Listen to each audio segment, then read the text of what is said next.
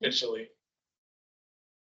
So, all right. So good evening, everybody. My name is Chris Schiff, Economic Vitality Committee Chair. I first need to make quorum, so I'm going to call one of my alternates up. Nicoletta, thank you for showing up. Would you be happy to take a chair tonight for one of the commissions, active commissions? Thank you. And a new. And then a new, as well as one of our other alternates. Thank you for showing up. I can call you up as well, be one of the acting commissioners. Yes. Thank you. So we do have quorum in the EDC, and then for the planning policy, tonight's meeting is the joint meeting between the first half is between the Economic Vitality Commission and the Planning Policy Commission. So thank you for showing up. Planning policy. Do we have a quorum with planning policies?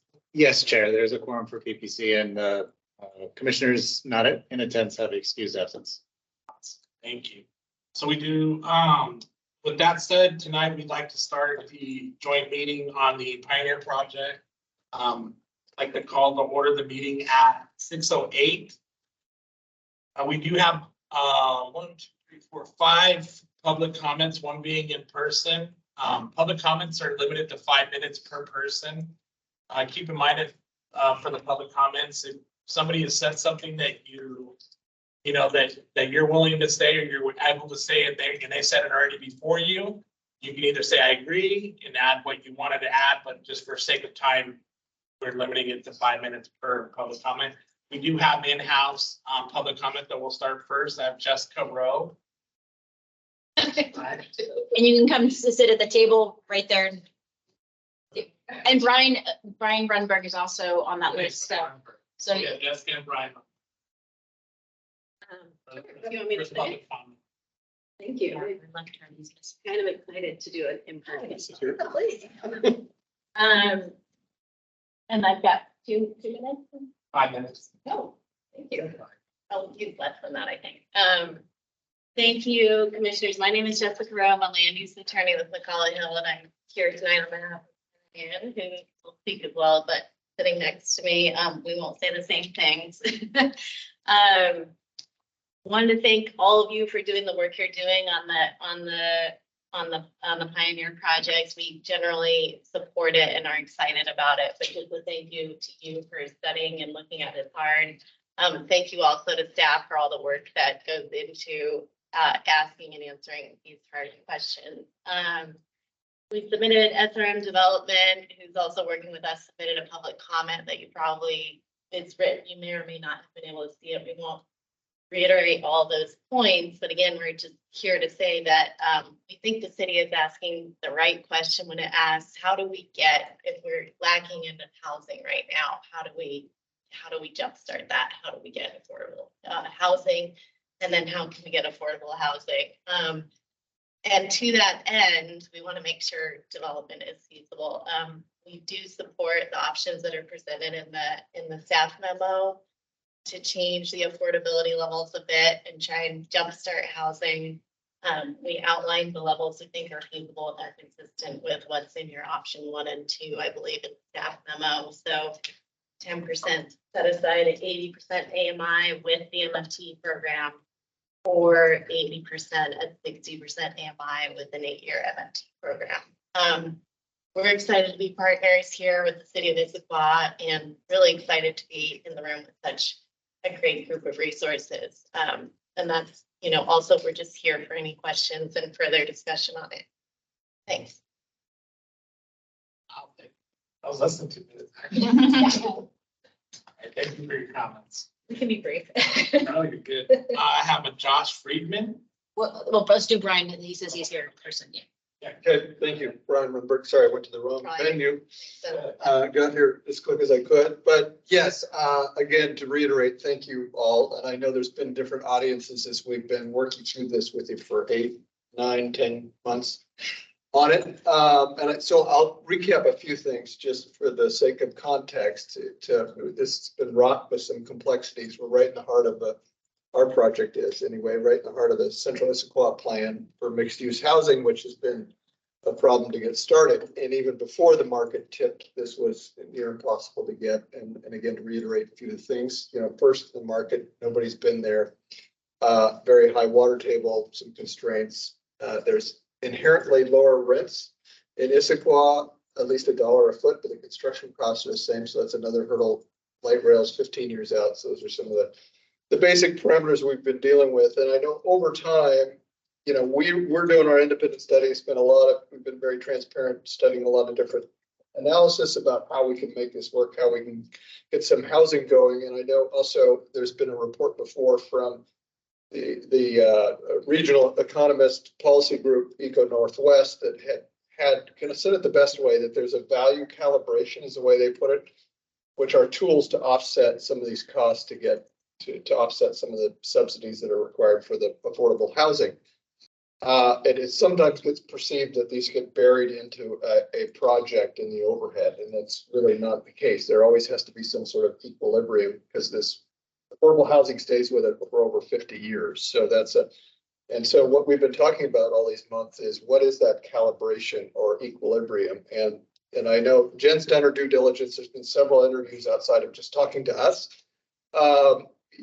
And get some outside perspective, and there's been the consistent indicators of saying this offset or this equilibrium. There's different tools, the MFT program, which is, you know, been put before you, impact fees, as well as adjustments in the affordable housing that had been shown. And again, we've worked through with our underwriters and our analysts for months and been transparently sharing in real time with Jen, as well as with Arch, to get there, which has landed on option 1 or 2 that does work. And the magic metric we've been trying to get to is a 6.25 yield on cost. I know that's complicated for some folks, but that's kind of the minimum number to attract capital to be able to get this to market, to get it to move forward. So that's the magic metric, and that's before or after the current downturn of where we are. But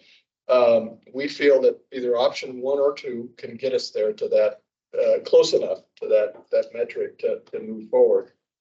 For example, and I had our analysts run this quickly today. The option 3 was to stay where it is with the current metrics or the adjustables. And he just took out the land cost, which was $13 million. And just taking that out, and it yields a 6.1. So it's even lower than where we are. So I know there's a lot of different variables, but even if the city or somebody else was able to give us the land for 13 million, this still wouldn't work. So, and again, for context, 13 million for the, 275 units, you do the math, or 280, whatever we end up with, is roughly a little over $40,000 an apartment unit. I mean, going market for something for a mid-rise housing of this type would be somewhere around 60. So it's not the land that's overvalued here. It's just the metrics of the affordable housing is not working. So 1 minute warning. right. So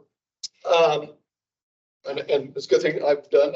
We appreciate the audience on this subject and have for many months that we've gone through all the groups, and we do look forward if we can take this to the next step for this pioneer status with these offsets or this equilibrium. We look forward to the opportunity to provide Issaquah with some much needed housing and the high need for affordable housing as well. So in this very location in the central Issaquah plan where it's zoned and is needed most. So thank you. Thank you, Brian.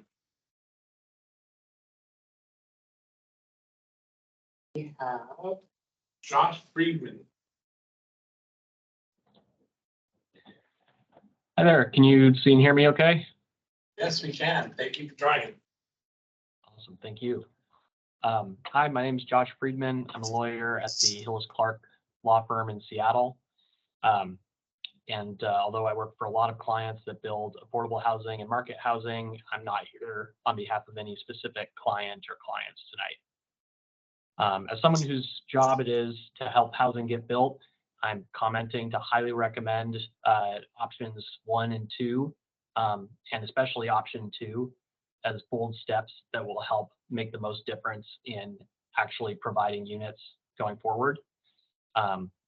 Despite the best intention of the program as it currently exists, it has not resulted in affordable units actually being built. And unfortunately, over the last 10 years, interest rates and construction costs have generally been much lower than we're facing now and will continue to face in the years ahead. So we're trying to break out of the no new units, even as market conditions are getting more difficult. So all that is to say that I think the city is definitely doing the right thing by reevaluating its program, and these bodies and the staff are doing great work. Under either option 1 or option 2, staff have recommended a great MFTE program. Other jurisdictions in the area have demonstrated success in getting affordable housing actually built using these programs. It makes a difference on a very regular basis. And for the regulatory adjustment, both option 1 or option 2 are good. I especially recommend option 2. It's my view that more affordable units will be built under that program. It's simply harder in today's market in the Puget Sound to build 60% units than it is to build 80% units.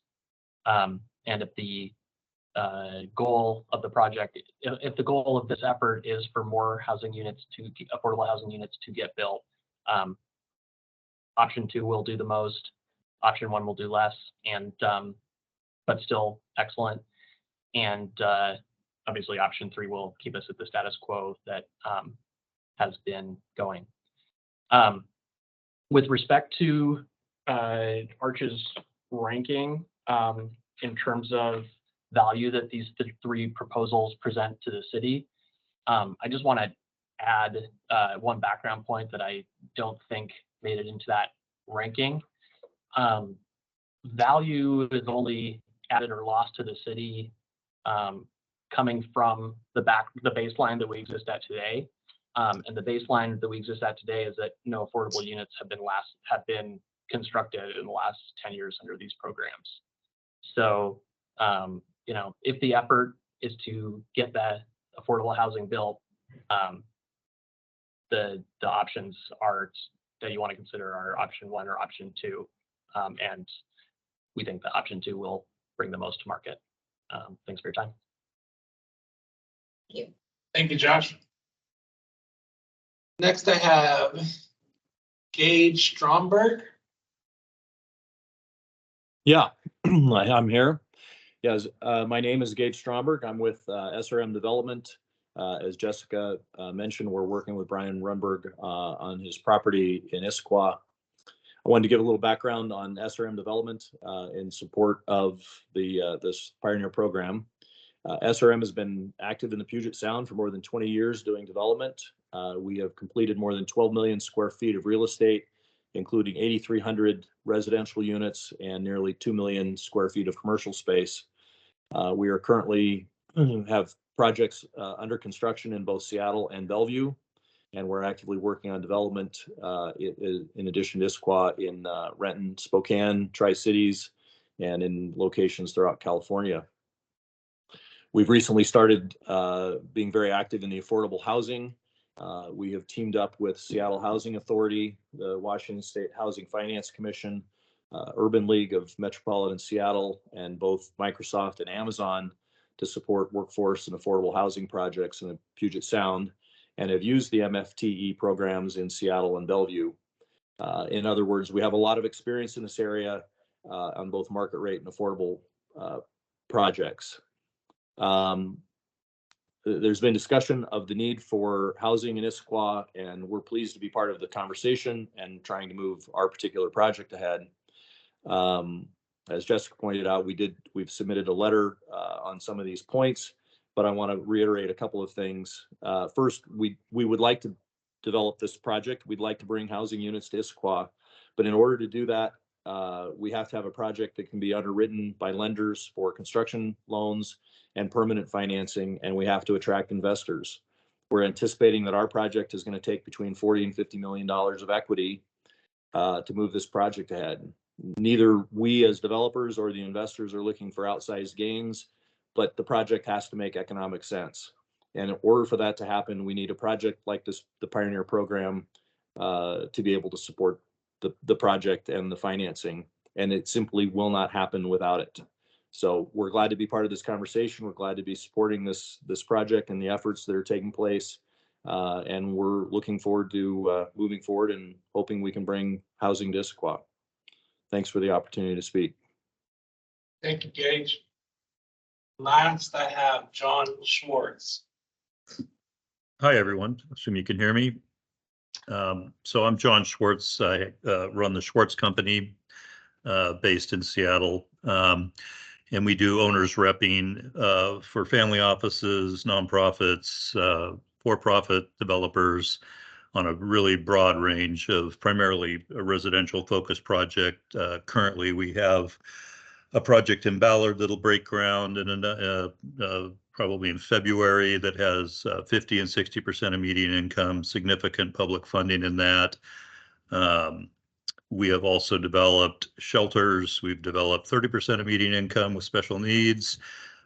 We've developed 50, 60, 80 and market rate up and down the Puget Sound region. So we've got a pretty good depth in this providing that affordable housing that you're looking to get. I did also speak at your last spring meeting, and happy to see that some of those comments are getting addressed in terms of coming up with programs that are actually feasible to support development. We've also done work in some of your reports. You looked at Kenmore. We tried to get projects going there prior to them having their Pioneer Project incentives going, and those didn't work. We just finished a project in Kirkland last year. That one was part of a contract rezone where we also provided the city with some new right-of-ways. In that one, they were able to do 10% of the units at 80% of median income for a 20-year MFTE and a 50-year commitment on that. So that was a little bit unique, but that longer MFTE period and at the lower percentage actually helped those things work. Redmond, we have a current project going there. Before the interest rate spikes, that program was working with their program. With the interest rate spikes, that's pushing down that property value by about 30%, which is something the current owners are not really willing to go forward on. We're also working right now on projects in Linwood and Federal Way. Both of those cities are looking at 8-year MFT programs without any affordable requirements, because they're really trying to generate some housing in their downtown urban cores, both of which have new transit connections, rail connections with Sound Transit. So they're in a little bit different situation than Issaquah, but I only share these just to illustrate that some of our regional cities are being very, very bold in how they're approaching this and really going outside the box on in those cities what will be pioneer projects also. I doubt that you'll see any for-profit developers ever doing 50% of median income housing in just about any jurisdiction. I mean, when I look at the financing stacks that we have to put together for the 50% median projects we're doing and have done, it takes huge amounts of public money, tax credits and whatnot to make those work. So I think that the work you guys are doing is actually quite useful. Hopefully will result in some projects in the short term. It's been kind of shared with by others. Our current economic climate is pretty tough. Your current mandatory inclusion program has had pretty limited results. So I think these programs are pretty important. Another area that you might want to also include in your look is at some of the impact fees. In Federal Way, they've set their school impact fees. They've gone from 20,000 per unit to 0. And in other jurisdictions, we're also seeing some willingness to get housing jump started. Some pretty significant reductions in impact fees, for limited times to get these downtown cores moving forward. In Seattle, I know. Just 1 minute warning. Okay, thanks. In Seattle, we're seeing where low-income projects, this is legislation that just got passed last summer, where any low-income projects and projects that are doing on-site performance under their mandatory housing affordability are exempted from design review. And then I think I would also look at the state law that is also exempting a lot of housing projects from SEPA review. You know, those once again are regulatory things that reducing that red tape and the time it takes to get permits out can be super helpful. So some additional ideas to consider, but really appreciate that you guys are doing this work. Options 1 and 2 seem both worth pursuing. Thank you. Thank you, John. Do we have any other public comments? Is there anybody else online that would like to make a public comment about the Pioneer project? Hearing none. Okay, nobody else in Thank the you for room? the public comments tonight. Appreciate your input. Okay, so welcome. Again, this is a joint meeting between the Economic Vitality Commission and the Planning Policy Commission. So my name is Chris Mitchley. I am the chair of the Economic Vitality Commission. We'll do a brief introduction. We'll just go around the room and just introduce ourselves. Maybe just go how long you've been on your commission and kind of go from there. So I will go to my right. Awesome. Jesse Patterson, Planning Policy Commission. I've been here for about a year and a half now. Carolyn Kennedy, Planning Policy Commission. Say that. Egan Altamar, Planning Policy Commission. Jason Boyce, Planning Policy Commission. Oh, old timer, huh? And you are the chair, is that correct? Yeah. I'm Christy Garrard, Economic Vitality Commissioner, and I guess a year and a half, I guess. Yeah. That is 8 commissioners. We'll do commissions. Or you do staff, Yeah, I'm Farrell Ochieno, Economic Development Coordinator. I've been with this. Tomorrow is I'm marking 1 year. Yeah. My name is Juliana DeCruz. I'm also an economic development coordinator for Issaquah. And I've been on staffing this commission for 1 year. Almost just, yeah.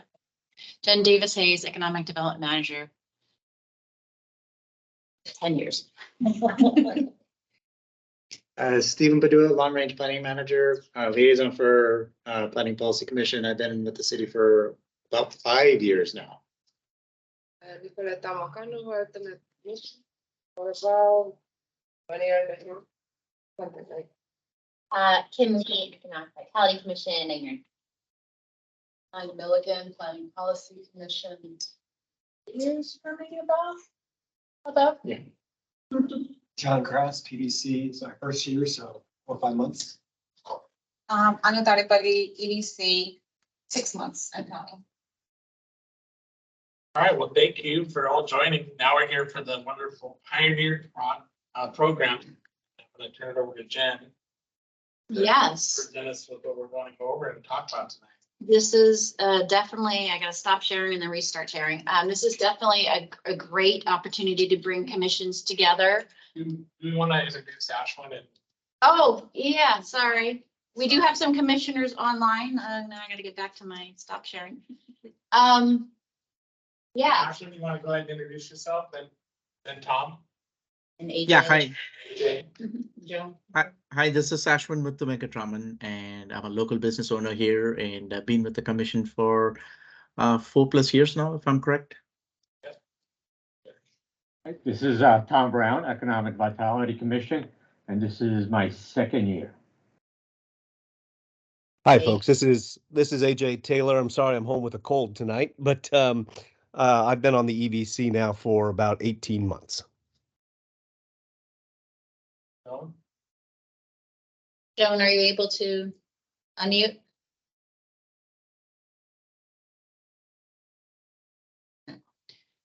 So Joan Probola, who used to be on the Planning Policy Commission, and now she's on the Economic Vitality Commission, probably a year and a half. Maybe, I don't know. It seems like everybody's a year and a half, so we'll just say that. Okay, so yeah, I really appreciate you guys coming together for this, because this is definitely, oh, and I want to mention that we do have online also Mike Stanger from Arch. He is going to be at another Planning Policy Commission meeting in a different city at supposedly later this evening. So we appreciate, Mike, you being here on line to be able to answer any questions regarding the work that you've done on this project. So thank you very much, Mike. As you've heard, we've been looking at this project for a while, and some of you have did the Pioneer Program 101 with me to help kind of start to explain a little bit about the program. And so as you may have heard, a lot of conversation about affordable housing, but again, I just want to state that this project is not 100% about affordable housing. It will create affordable housing, but the idea and the concept is to actually spur some housing in the area we don't have housing in our urban core and our mixed use area in central Issaquah.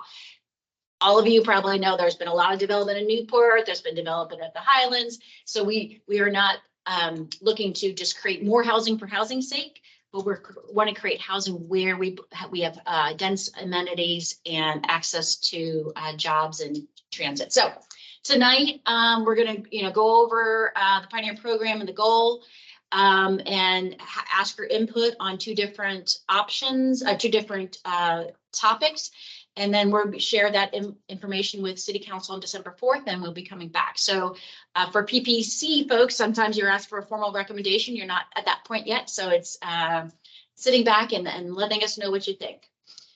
So one of the things whenever we talk about something that does have something to do with affordable housing, as you heard all these AMI discussions, it's like, this is a image that we started using with City Council to distinguish when we were talking about a certain program, what sliver of affordability for housing we're talking about. So we as a city do a lot of things across the spectrum. So this is just an example of some of the planning works we do in the brown there, the more human services programs in the orange, and then in the green, more of the investments we do. So again, because we're not talking about that tonight, doesn't mean we don't have programs that are already addressing it. And of course, there's always need for more.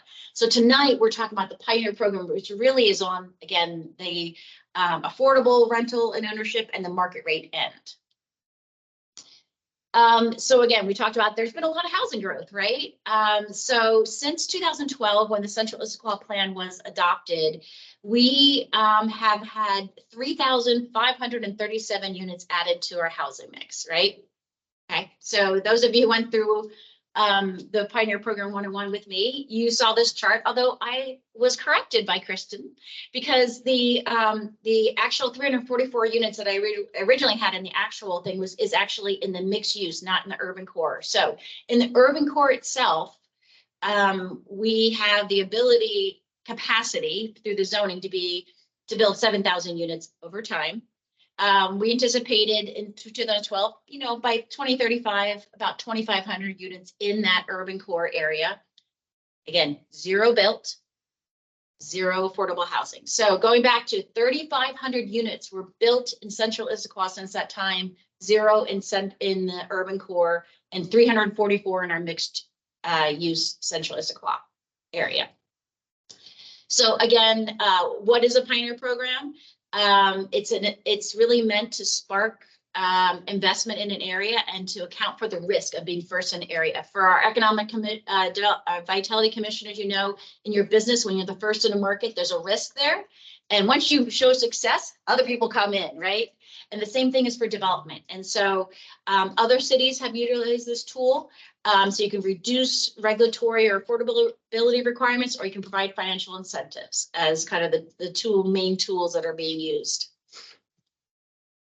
Again, I'm repeating myself here, but really wanting to look at housing in the area where we have jobs, transit, and other amenities, and creating a proof of concept for others to encourage more development in that area. So talk about urban core and mixed use. And so here on this map, the urban core is that lovely salmon color.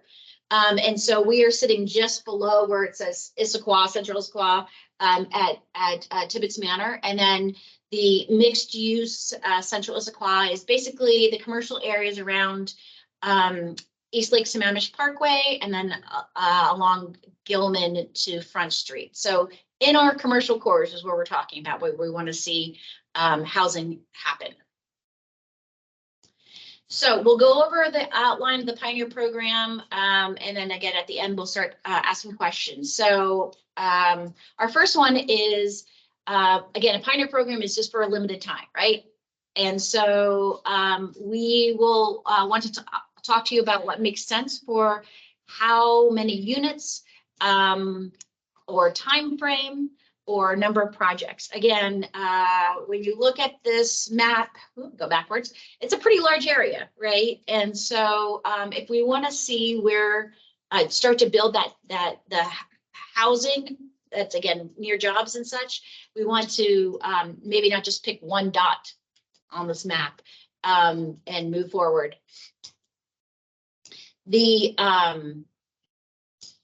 So once that limit is met, so whether we pick projects, timeline, or units, then every other development from then on will have to follow the current code at that time. So there's a limit to the risk of what we're offering here, and I think that's especially cities have done this before because they know it's not going to offer things that may not work for forever. Regarding the regulations and incentives side, we looked at the multifamily tax exemption program, which you heard about here. Lots of other cities do it throughout Washington State, and we actually do have a limited version here in Issaquah. And then we looked at adjusting our affordable housing requirements. So AMI, you guys love that term, don't you?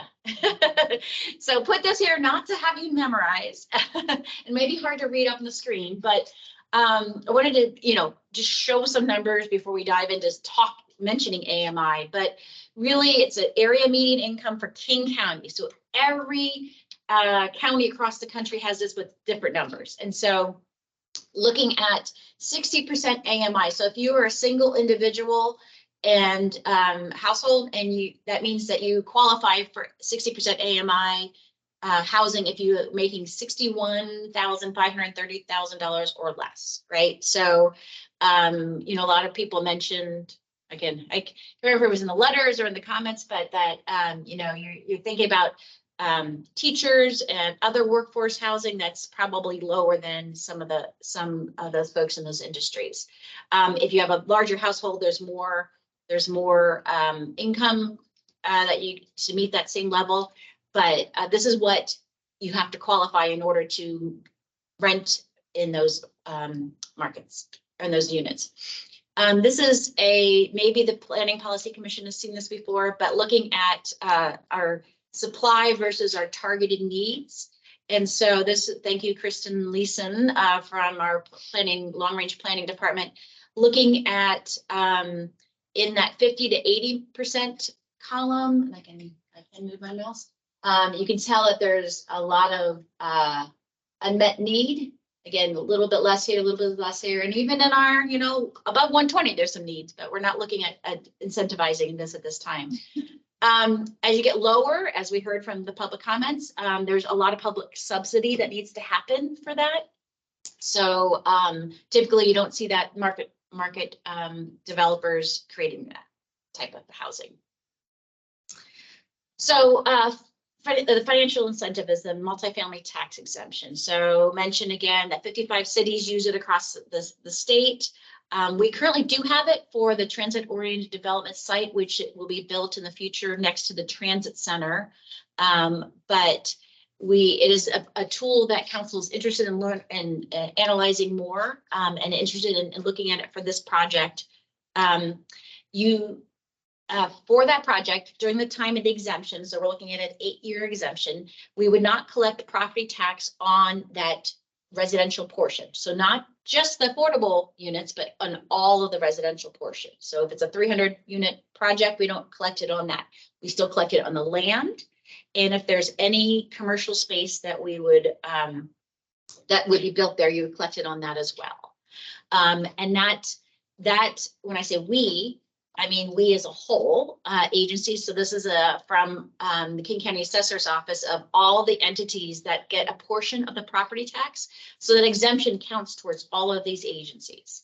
Now, again, you've heard other cities are currently doing this. So other, the entities in this wheel here are aware and you acknowledge that it is foregone revenue. So it is revenue that they don't lose money. You're not taking away any money. You just don't get that extra 8 years, or you don't get that extra income for 8 years. Year 9, that collection starts again. Affordability requirements. So right now we have, you might have heard again, we have an inclusionary zoning requirement. So that's required for everybody who builds within those 2 areas. And then we have an optional where if you want to go above a certain height or floor area ratio, that you can utilize that. Most of the sites that are in central Issaquah and the valley floor, because of the high water table, especially get more towards the lake, it's tougher to do underground parking. So that means they will have to build structured parking at the ground level, and can wrap it with some, entranceway, et cetera.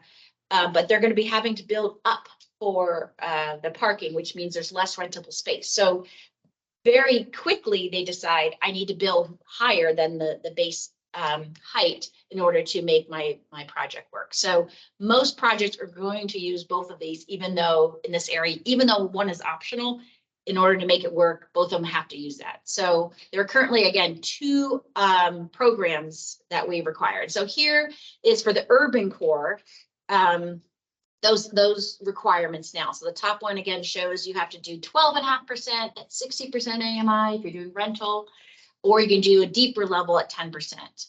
And then the development bonus program. So the base, which is confusing, but the base is the height that you can build to before you have to. If you want to build at 61 feet, you have to use the development bonus area.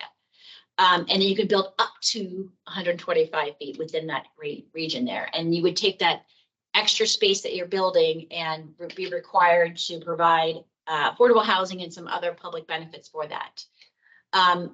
In the proposal we're going to be talking about tonight, this would eliminate, we're recommending a percentage of AMI housing that would not limit so you wouldn't have to only build to 60 feet. You could build to the 125 feet, but I will tell you that is a different construction type. So you see a lot of wood construction in this area where you have podium over 5 or 6 wood levels. When you get to the 125 feet, you're talking about steel, and that's a lot more expensive. And the expense to the market rents don't make sense here in Issaquah. So again, what you see in the community, and I know we have some development in our 2 of them sitting next to each other there that can better explain that. But we wanted to make sure people understood that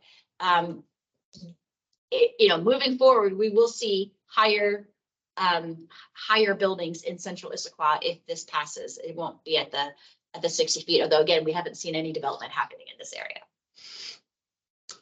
So what are we proposing? So option 1, again, you heard people mention this, is looking at 8% of the units. So again, if they build above that 60 feet, that normally anything above that also would have to have 8% of those units are affordable at 60% AMI for rental. And they would get an 8-year MFT, multifamily tax exemption.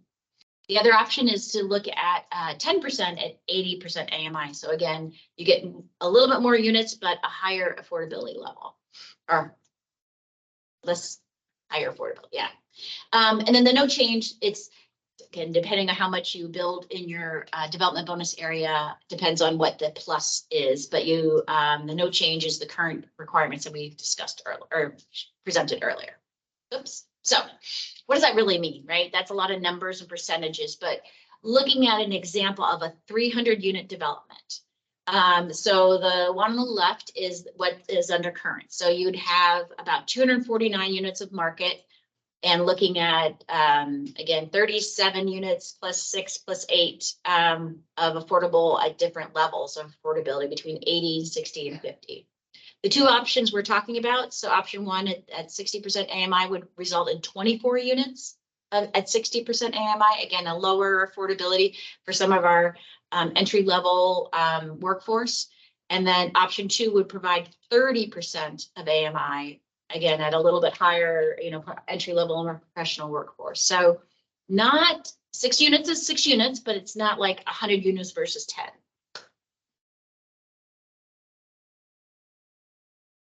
So we've tried to think about how to kind of look at this, because how to talk about the pros and cons about this. Knowing that, again, this is not an affordable housing project, but about trying to get housing in an area where housing hasn't happened. So some of these do talk about affordability, but some of them are going to talk about basically, again, improves housing feasibility. So both options, we've heard from developers today that both option 1 and 2 would actually allow it to happen. Doesn't mean it's going to guarantee, but it makes it more feasible. And as far as the affordable housing, 50% AMI, again, neither of those our options would provide that, but it's also in our current system, it's a developer's choice. So they have a choice to either provide that or provide a fee. And so it's not a guarantee we would get at that lower 50% AMI level. Workforce housing, again, in option 1, we would get some of that 60%, which would be similar to in our no change option. Diversity of housing. This is something that, Stephen and Kristen has worked a lot on, of making sure that we have multiple different types of housing in different areas. Again, we don't have any housing in here, so this would definitely add to that. And then I added a column for our friend Mike on the line. They did an analysis about the value to the city, right? So thinking about the affordability piece. And of course, the current one, which as you saw in the previous slide, has more units of affordable housing, is the highest, but that still there's definitely some benefit to the city to have that 60% AMI as well as the 80% AMI. So what's next? We're going to talk to you guys tonight, get your feedback, go to council on December 4th, and depending on what they say, we'll be either back for public hearing and or continued conversation. But eventually we'll get to a public hearing, hopefully. And then city council will consider adoption. So we're thinking we've penciled in for January 11th for the next time to come to Planning Policy Commission. And we hope that EDC commissioners can join that as well. Again, we'll see what happens after December 4th if we need to do some additional work before we come back. And so then city council could, decide on this in January, February-ish, right? So any questions prior to discussing the options? Because I went through that pretty quickly. I'm from the East Coast, so I talk quickly. We do have a hand up as well. So AJ, would you like to tell us what? I just have a quick question I'm curious about. Can you tell me how the 8-year tax exemption is arrived at? Meaning, why not 6 versus 10 versus 8? How was that decision made? Oh, yeah. So, yeah, thank you. So that's actually a state law or state, program. So you have an 8-year, a 12-year, and a 20-year. The 8-year, there's actually no requirement, as you heard one of the public speakers mention, does not require affordable housing, but you can add that requirement, and we would add that requirement for that. The 12-year requires 20% affordable housing, and we're not going to get to that 20%, so that was not an option. And then the 20-year has to do with home ownership. So those two weren't options for that. So there isn't a 6-year, there's not a 10.5 year, a 500 year, whatever. It's part of the state rules and regulations. Thanks. Question, yeah, John. More questions about just some of the background data, because I think there's a couple different inputs. There's the between option 1 and 2.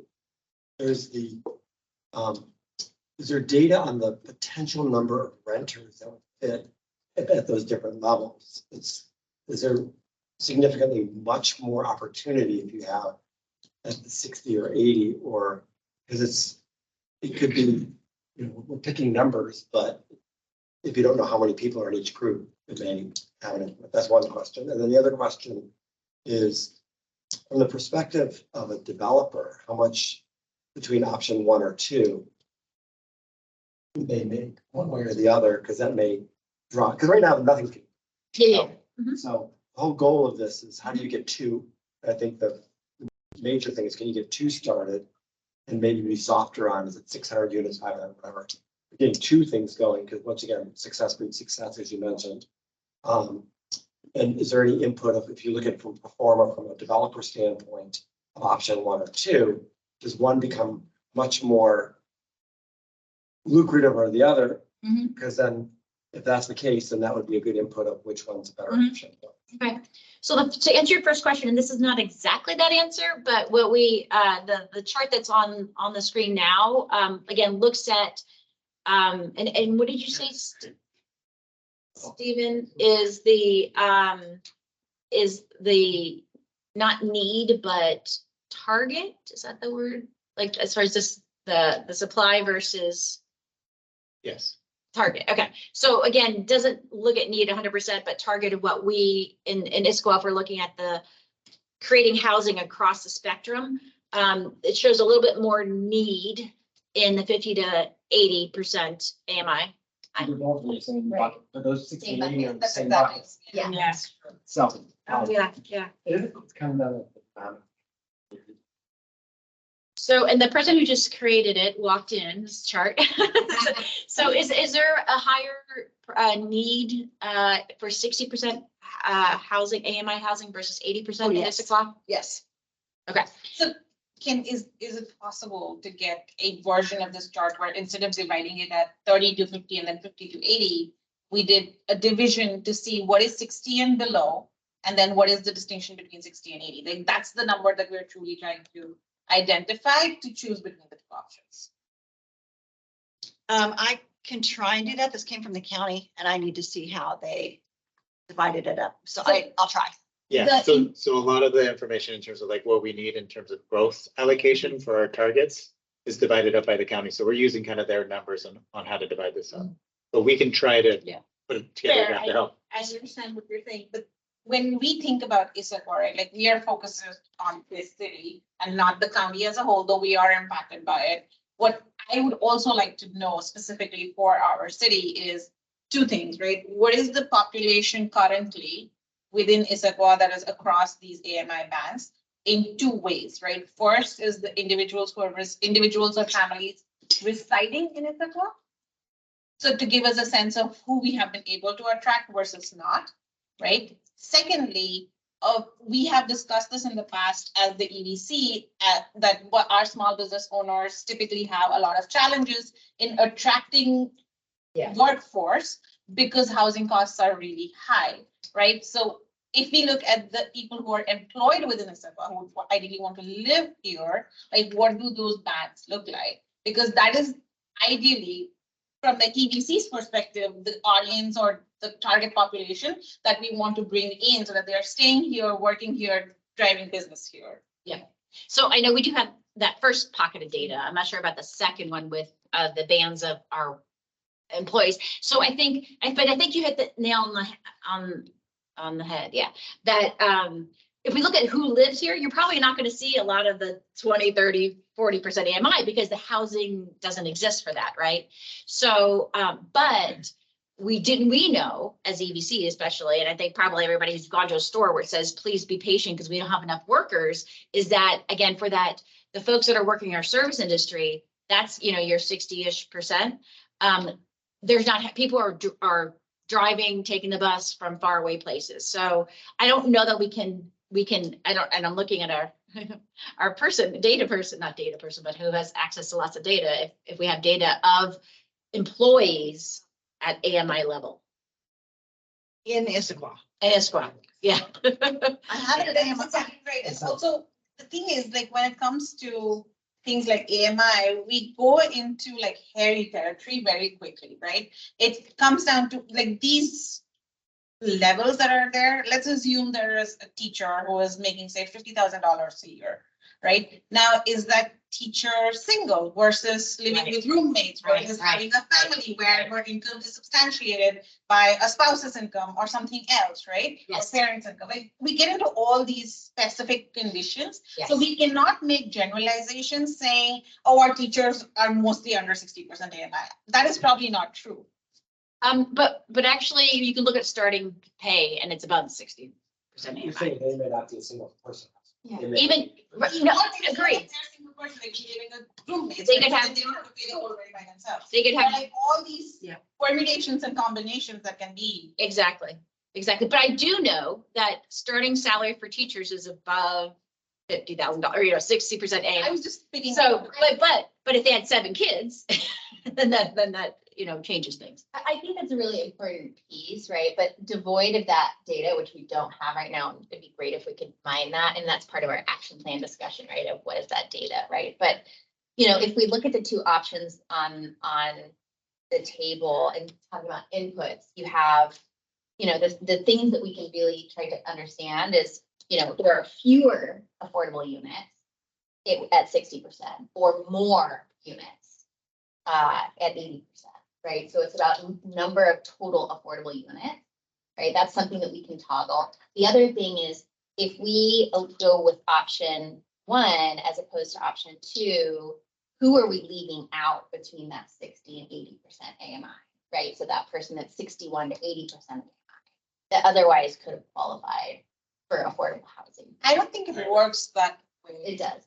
Like, if someone is within the under 60%, they automatically should qualify for under 80% as well, right? By definition, they are under 80%. So you're basically increasing your pool of people by increasing the AMI level, not reducing. Correct. So then it comes down to quantity of units.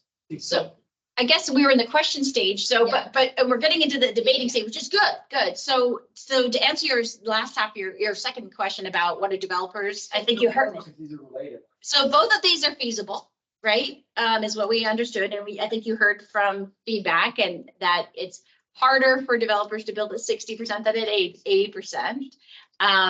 But again, we worked we got feedback from developers and Mike, if he's still here, did the analysis to make sure that, it makes sense in their model as well. So these are both feasible. And so it's just a matter of which one makes more sense for us as thinking about balancing our needs in our community and our longer term goals. Yeah. So putting my banker hat on, because I come from the financial industry and looking at the affordability options. When I look at how I read it is option 1, we're attracting rental and not so much ownership. So I really think the Pioneer Project really needs to look at, are we wanting them to own the units or are we wanting them to rent the units? Because the option 2 is more attractive to own the unit at 70% AMI. So at that point, it's more, I see it as a banker, more longevity when you talk about funding and loans and everything else. Yes. I'll push back a little bit on that. That's the choice of the builder, and builders are not building condos right now. Well, I guess my question is, what kind of units are we looking at to own? Because when I look at affordable, ownership level, affordable income for ownership, are we looking for more rental? Then we need to be focusing on the 60, 80, 50, the current. I thought this was about rentals. That's why I'm confused. Is it Yeah. either? It was both, because we talked everything about the 60 and 80, which is all about rental units. Right. This is a new thing. The ownership has been an option in our current code to, again, provide at a higher level to encourage the home ownership. But again, the market, and this is not just in Issaquah, the condo liability concerns statewide have not resulted in condos being built. Very few and far between. Narrow this and just make a pilot program, like rentals only. Yeah. I mean, again, the developer's going to choose that. If a developer came and had some, desire to do home ownership, I think that would be a positive, right? So I don't know that, That's true affordable housing right there. yeah. I mean, if you look at 70 AMI. But I would assume it's gonna be rental, right? Yeah. What, sorry, I was just gonna clarify an earlier statement. So with option one, it's 60% of AMI. You have to be below 60% of AMI in order to qualify. The point I was trying to make is with that option, the folks that are making between 61 and 80% AMI would no longer be able to qualify. In option. In option. Yeah, there's less Yeah. potential people Yeah. to be able. I just wanted to, I think we're all on the same page. Yeah, but then a question that comes to my mind And who's in is, that band of? is when we talk about these affordabilities, right? The rent that is going to be charged for these units will also be adjusted accordingly, Income. right? So by just the sheer power of economics and finances, does that mean, and this is a genuine question, does that mean that if we say 80% AMI, even though everybody else is included by definition, can they truly afford that house? She's shaking her head over there. So that then that becomes exclusionary, right? Sorry. You can open try to jump in for a while. No, I just had a question. You mentioned that there were two, this would be a pilot of two. That's one of our, so yeah, when we get to the conversation, that was our first conversation, but we can dive into this next one is what makes sense, yeah, so. Okay, and then my second, so thank you for that. Then my second question is, if these are successful, is there a further discussion about MMTE going beyond? Hey, wow, you Yes. just keep. Okay, thank you. So I'll shut up. No. So, and actually this group here, will be working on that in 24 / mid 24 to 25 to looking at not only MFTE, but some other development regulations of making sure that they are calibrated correctly. So this is kind of a pilot to see if there's some interest. Now, again, we're not going to pass this and then the next day something's going to happen. But it will see if we get some more interest in redevelopment and kind of hear from, developers beyond who we've heard from. So, yeah. So do we want to continue discussion on the levels, or do you want to go to, and it's fine with me, the program limits? Are we still talking about, as far as the template, what we want to do with options 1 or 2? Or So we're doing questions, and then, but we have to dove into our discussion, which is great. Fine. So again, we're looking for input. We're not, and again, we don't have to decide today. So the input I hear is that we need some more data and so bring some more data that we can. We may not be able to get all the data you want, but we will try to bring that. But what other feedback, comments, questions do you have regarding these options? Well, I guess for me, I'll start, is the primary goal is to spur development. It's really not about affordability program. That is a secondary, it's a wonderful thing, but that's not what this program is about. After the Pioneer program sunsets, it all reverts back to our current inclusionary zoning and everything like that. So again, this is an idea only to spur development. So for me, after listening to Jen, who mentioned that it's more difficult for a builder or a developer to build at 60%, I would go with option 2, because again, we're not trying to figure out a panacea right now for the entire affordability. That's secondary. The only thing I would say, that's why I asked about the performer from the developer's perspective, that they made less money on option 2. They probably wouldn't even do that. And then you're back to building nothing. Right, but I guess. I think it'll probably pencil better also. Right, but the point is again, it's a pilot program. It's going to sunset. So again, we can sit here and nitpick these guys for another 4 years about it. I think what they're just looking for is a template to move forward. And for me, it'd be option 2, because that sounds like it's got a better chance of spurring the development. So here's my feedback.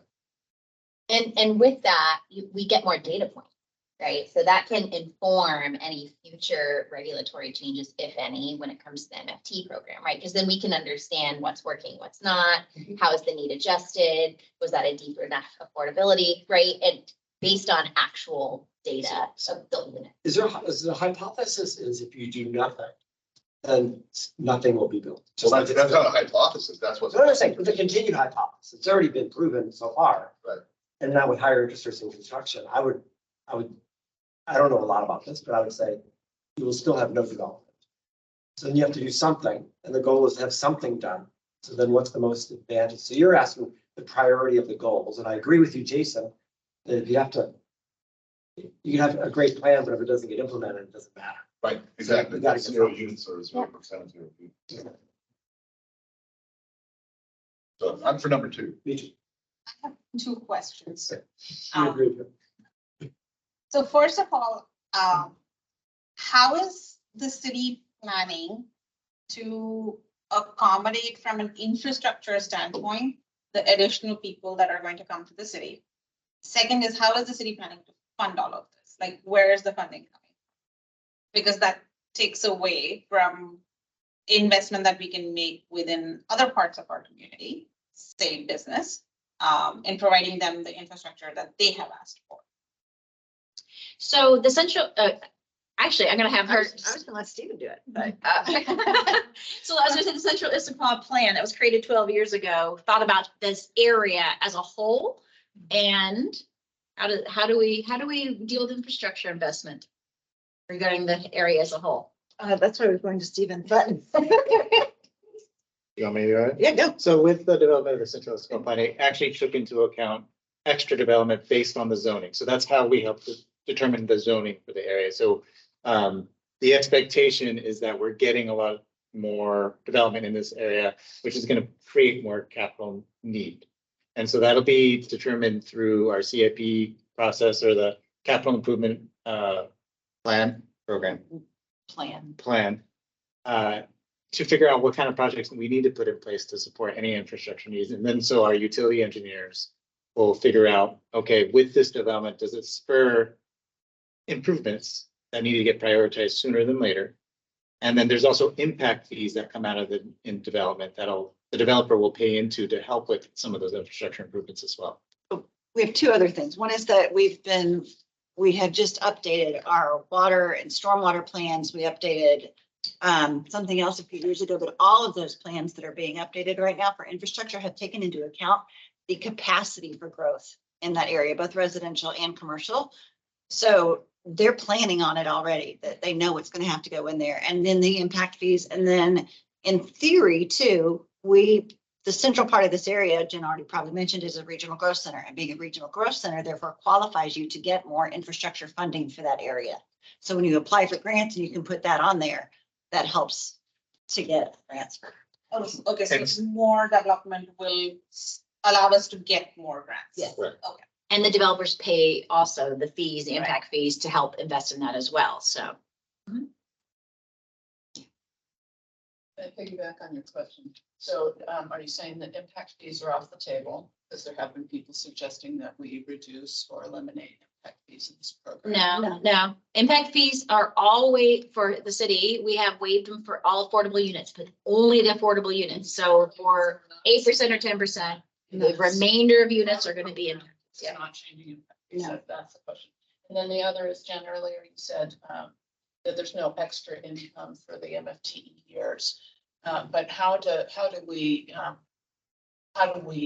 calculate that with the extra costs? Because certainly additional residential units, additional residents will have an increased cost to the city.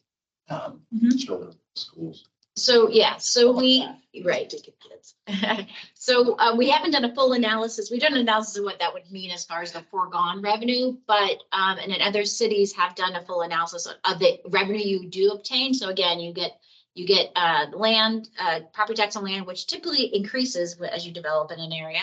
And then commercial, you also get construction permit fees, construction sales tax, which is significant, the impact fees.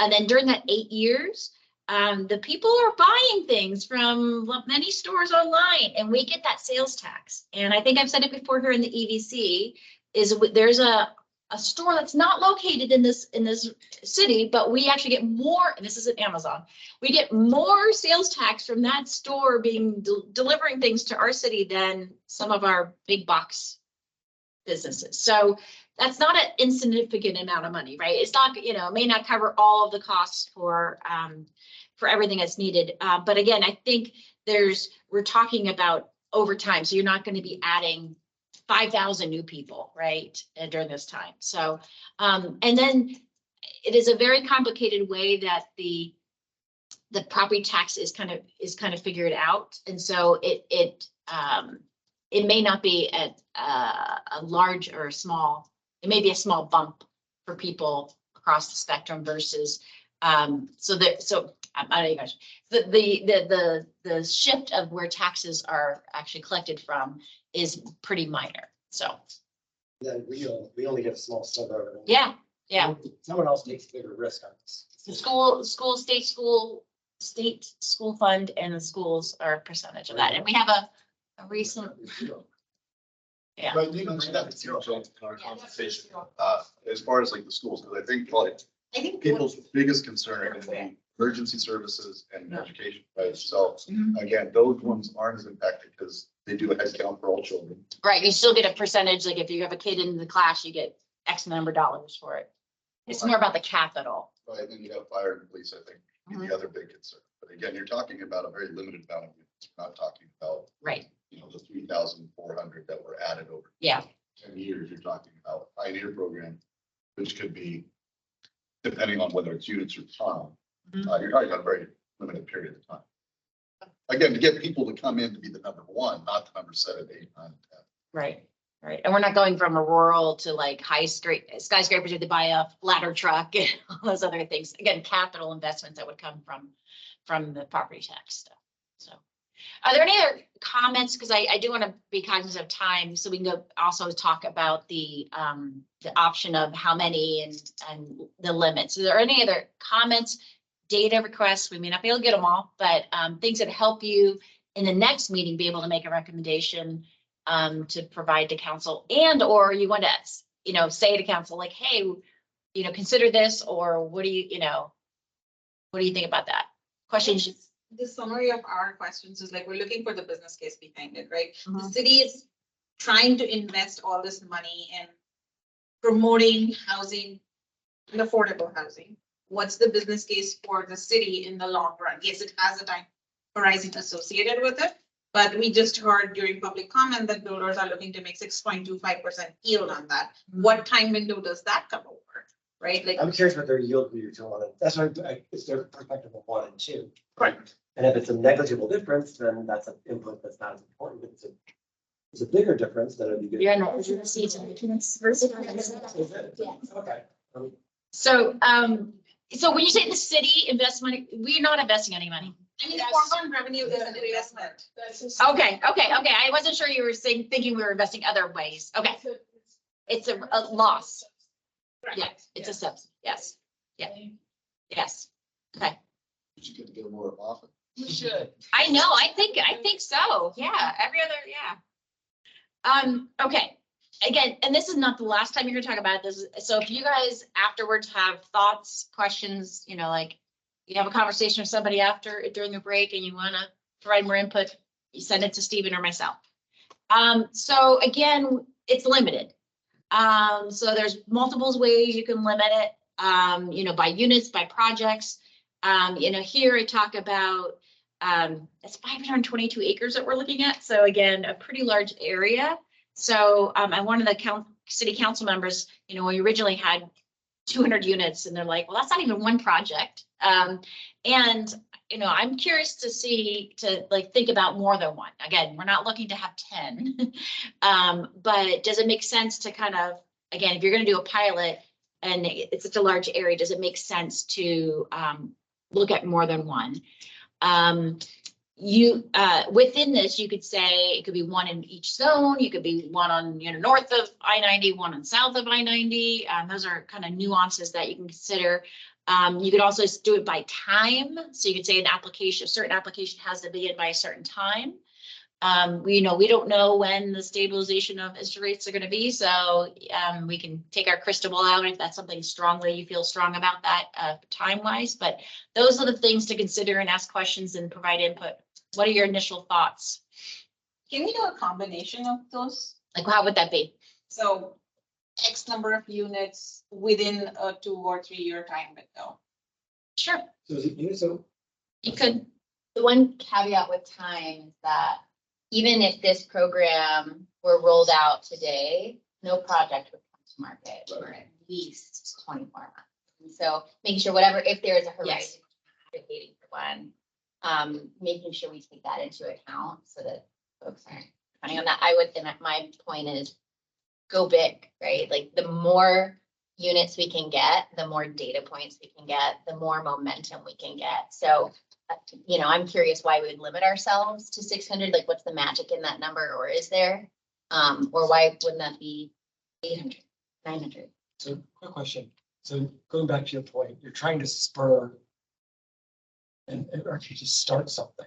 So that you go, well, what's going to start is the number of units or the number of entities that are started. So, and my view would be probably number of entities and maybe able to min-max on those.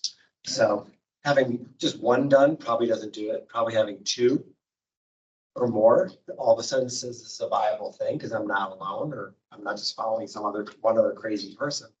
And I think maybe having the number of projects may be the primary thing. And maybe having a min-max, meaning min, like don't waste our time if you want to be part of this project and build 12 units, but this is a min. And then max, so it becomes something that becomes, you know, manageable, that meets some of the other concerns that you may have.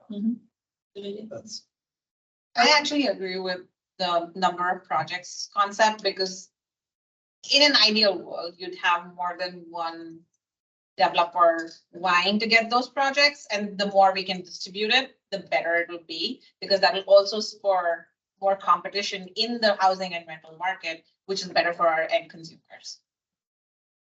I would agree. I think that particularly if MFTE is going to be on the table later for additional projects, that seems to be the game changer in these pilots. So why not add a few more in the potential for that? So, you know, instead of 2, if we were to say 4 to 6 or something like that, to be able to really spur that development. And then, you know, as Jason said, the affordability isn't the main goal, but that's the other piece, is the reduction of affordability. And so getting those projects going helps the economy regardless. And I should be clear, we don't know 100% that the MFT will be happening in future, but we'll be looking at it. Yes, yeah. Yes. I'll just say, I pretty much agree with what our commissioner just said. I think Kim and John kind of mentioned the same thing. I like the idea of projects versus numbers. I think you could even, again, this is whiteboard, right? I'm talking about whiteboard a long time. What if it was like 2 in the urban core, 2 in central? I mean, I don't know how you would do it, but again, you're gonna have people buying. So again, I don't know if 2 is the right number, but I do like the idea of projects versus units, because some projects are gonna have a different viability as far as how many units they want. I agree. I don't like timelines because, again, to your point, I mean, you're gonna have the permit process. You're gonna have all this. So what did you say, 5 years? I mean, who knows? Again, the idea is to spur the development.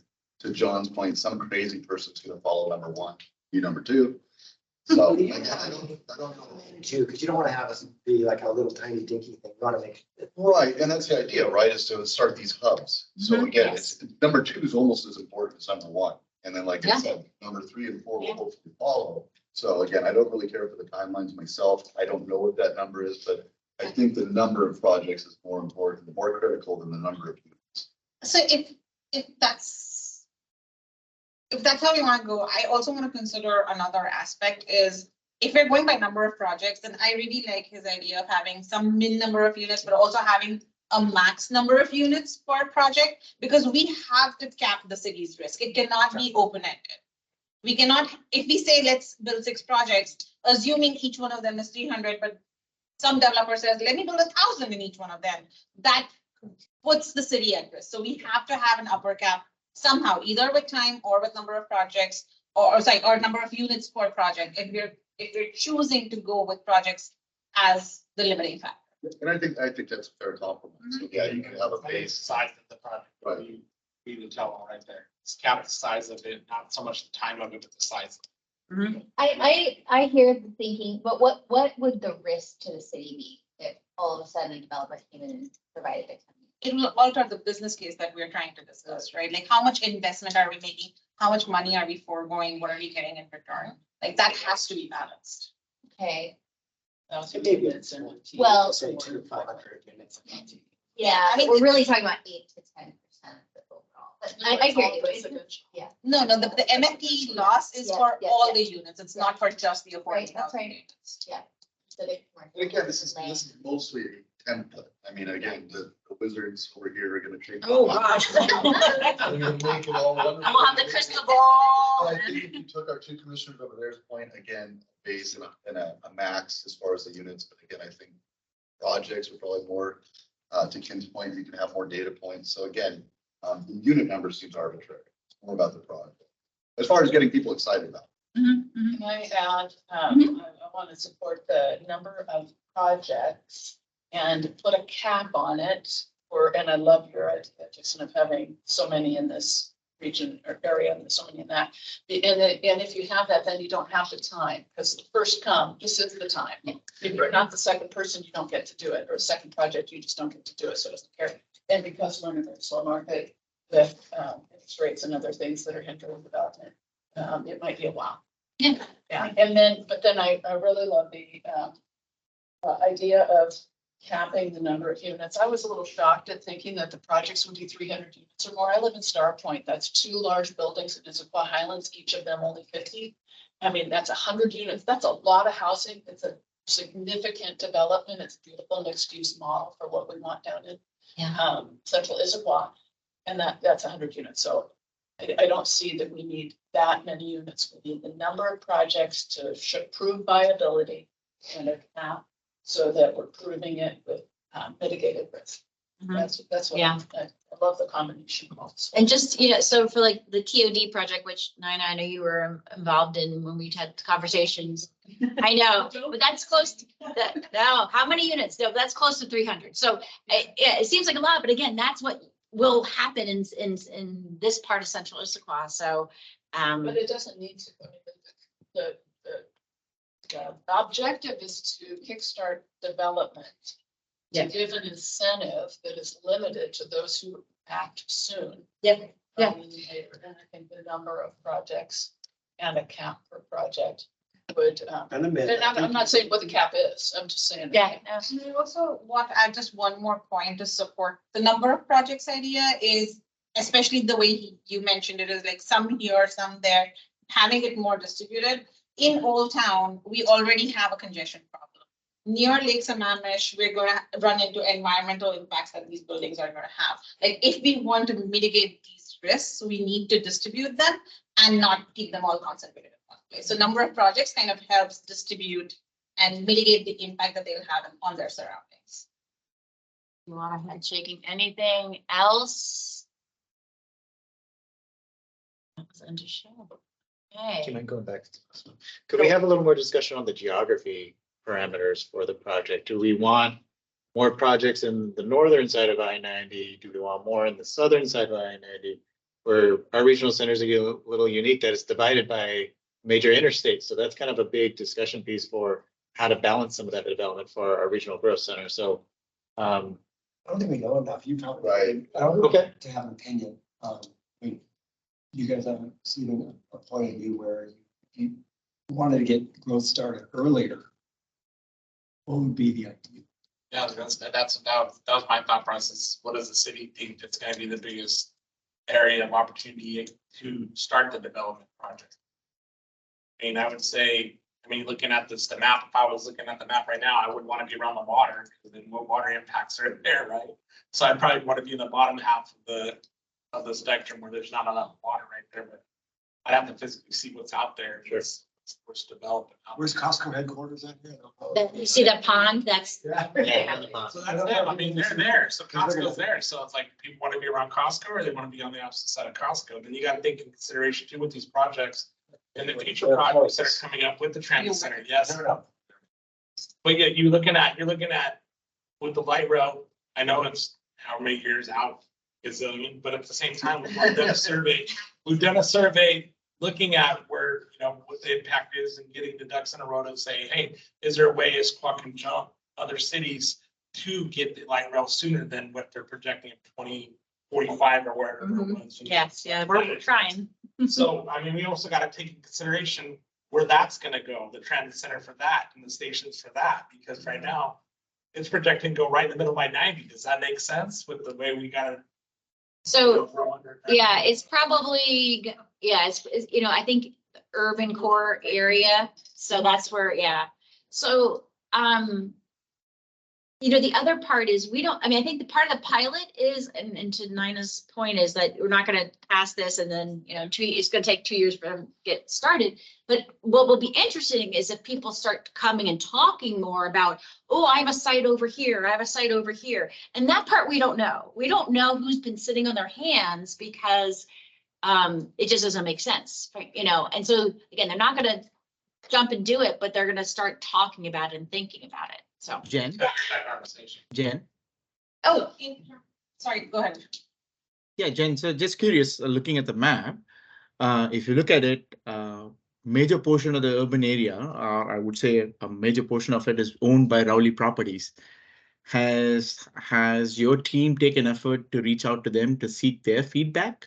This doesn't cover them. So it would only cover the zones that are urban core and mixed use. The orange hatch, this is Raleigh Properties, the orange part, and they're under a development agreement. They have their own requirements. Okay. Yeah, so good. Thank you for pointing that out, though. People may not have realized that. So that's why they're a little different color. I'll just say real quickly, to everybody's point, I do agree. I think geographically, it needs to be separated. And what that looks like, we'll leave it to staff to figure out. But the idea is, again, you don't want so many regulations. You have to build here. You have to build here that nobody wants to build.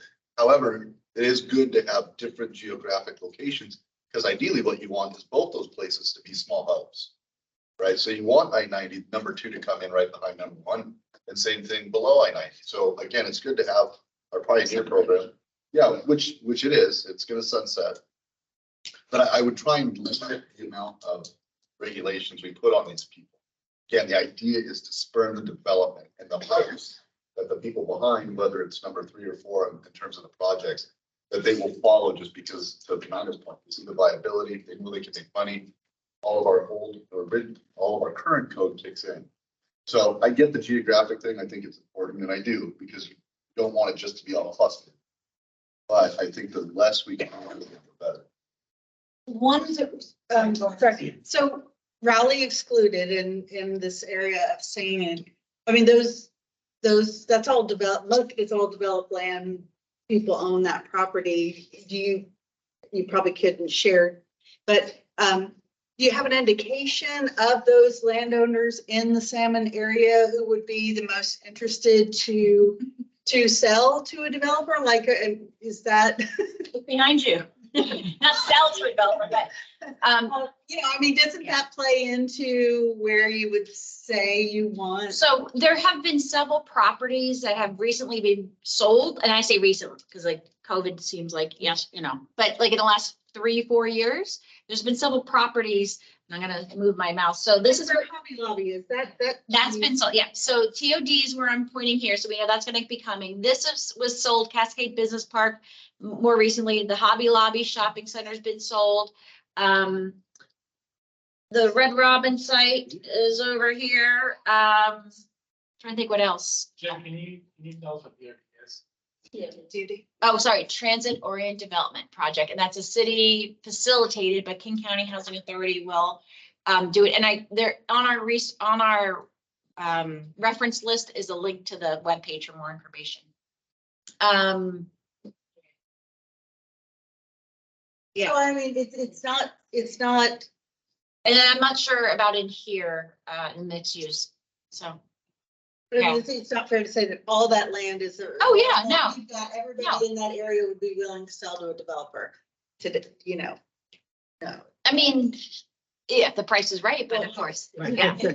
I don't think then you can make some warmer spots than others. Yes, there are some warmer spots. Yes, it would factor in just to a developer's interest.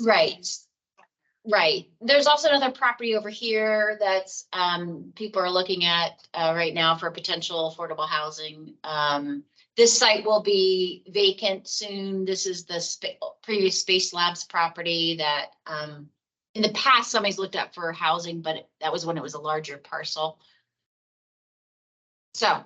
Again, just the whiteboard thing here, but again, larger area geographically, you could do this again. Maybe you do two projects, for the urban core above, north of I-90, 2 for the mixed use above I-90, and maybe you do 1 below.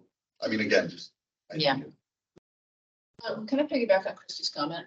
I thought it was really good to bring up that these are redevelopment sites, and we, one of our speakers brought up the cost of land. And those properties changed hands at a pretty high market price, and so the cost of land is significant, but the redevelopment costs are huge. And that's one of the problems that we're facing today. A lot of our housing growth happened when the central Issaquah plan included a lot of greenfields. And of course, that's where all the development went. So we have a lot of new housing. We have no problem with new housing. We just don't have where we want it. Where we want it is more expensive. And it may take time.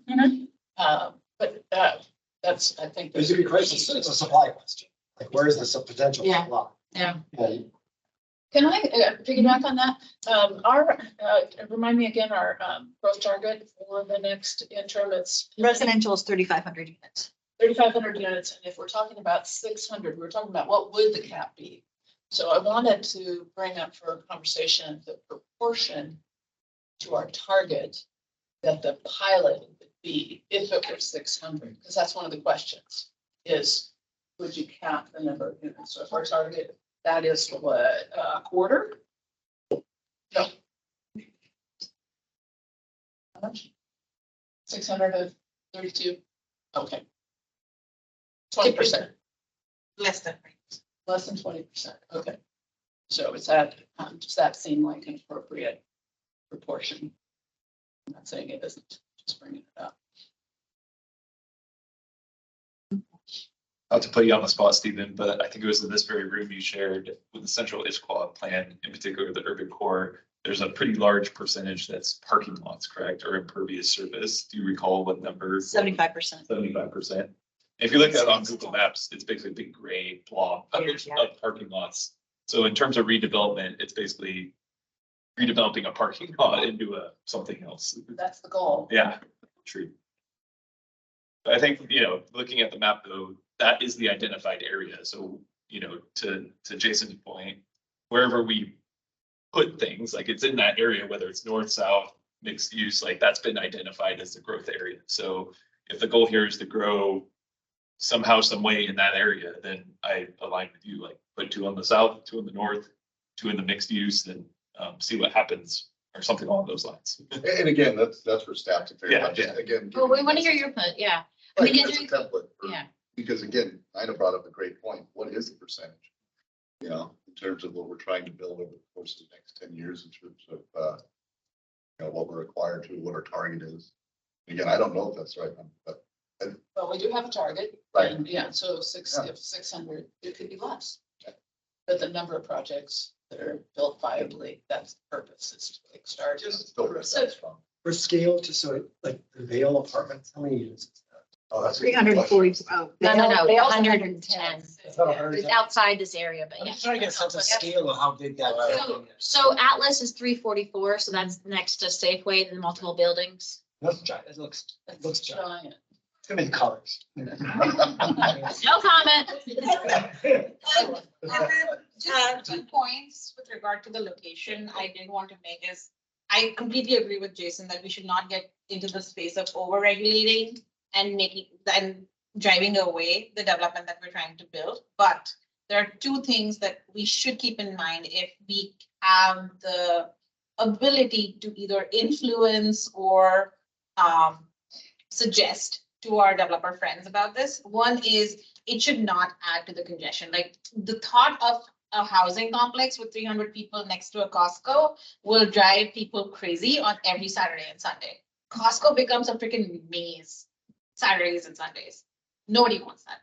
Second thing, which I was thinking of before, is if we are having multifamily housing, having them close to a transit center makes more sense, because you'd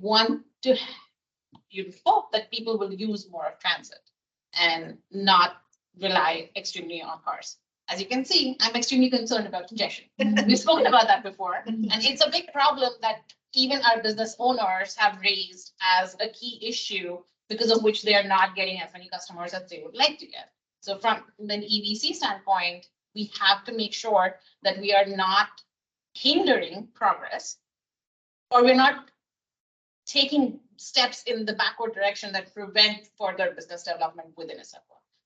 And the urban core is pretty much where most of our businesses are. Yeah, it's hard. It's almost like a Gordian knot because I know we have just met, but I think John and I and you are probably kindred spirits. We live down on Front Street, so Stephen and Kristen hear us griping about it all the time. But it is really hard because you don't want to hinder it, and obviously the developer is going to have to find something viable. Not that I want them to do it on Front Street. I don't know. Like I said, I don't. This won't go on Front Street. A builder will only make profit if they're able to find enough tenants who are coming to, who are willing to come pay the rent and stay there. If it's permanently congested, I don't know how many people will be interested in doing that. Yeah. And then also on the location congestion, so we understand that option A for light rail station would be in the middle of I-90. There's no specific location. Well, okay, so, right. There's been suggestions. Okay, so there's no option A versus B. Yeah. Right. But yeah, well, I'm just saying that powers that be, probably have in your brain what option B and C could be. And well, we're doing that planning right now. Right, but so that's also then if you wanted it in this salmon area, it's going to come into play with where you would want to encourage developers to select build, Right. so that you have some backups if the initial suggestion doesn't work out. So, yeah. Okay. If I could respond really quick. So I do want to set the commissioners' expectations that congestion, because our regional center is primarily autocentrically designed, congestion is going to get worse with new projects right now. Until we get to the point where our regional center is starting to become more walkable. And people are going to want to use more transit. It's more transit supportive. And so there's going to be a point where people are going to start shifting to more transit use and walking and biking, but we're nowhere near that yet.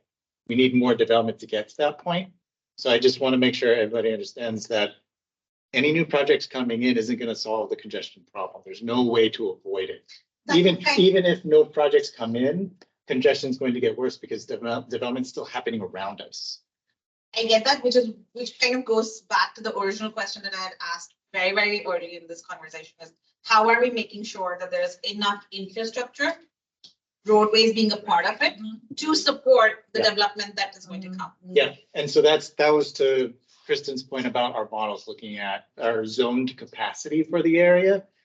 In those models, they're looking at those infrastructure needs of if we're raised this, up zone a certain area, is that going to create red flags on sewer or water or even the roadways? And so we actually identify where those red flags are as part of those models with what's zoned for those areas currently. That includes new roads. Correct. So when we did our Central Issaquah plan, we added roads into the plan, and those are factored into our traffic model. And bike lanes and more sidewalks that are pedestrian friendly, so. And there's a requirement as part of developments adjacent to those new roadways, the developers pay into some of those infrastructure improvements as well. That's a good reminder. Well, for the sake of time, we're not gonna. Rome wasn't built or conquered. So we've gone over a lot, so I think there's some good stuff that staff can take back and definitely get back to us for the next meeting. Go from there, and then we have options to always email our staff and each other just to say, hey, this is the ideals that we have. And the thought process, because we all go home and probably think about it and talk about it and be like, okay, I should have said this or I should have said that. So that's utilize that time between now and the next meeting, I would say, just to collaborate. Does it make sense? Now we have a platform to look at it. What does that number look like? To Jason's point, it's about development. Is it about affordable housing? Really not. It's about development and growth and getting it squad there. Where it's at, and then the caveat to it that the cherry on top would be the affordable housing. Hopefully a teacher, a police officer, a firefighter, they can also move there that work and live in Issaquah, and they have that luxury of I work and live and I can walk to work, or I can walk to the store, I can walk to Costco instead of driving and the congestion of Costco. But just keep that in mind. So we're at 7:41 right now, which are. Yeah, we have a whole nother hour topic. Sorry. We won't. For that, but is there any closing comments or any comments on that as far as any additional? So that, but yeah, just feel like staff. Thank you for hosting us. Yeah. It was great to meet all of you and hang out with you for the evening. Yeah, absolutely. Yeah, hopefully we get to do it again in January. Absolutely. We'll see. All right. We get to go against traffic. Yeah.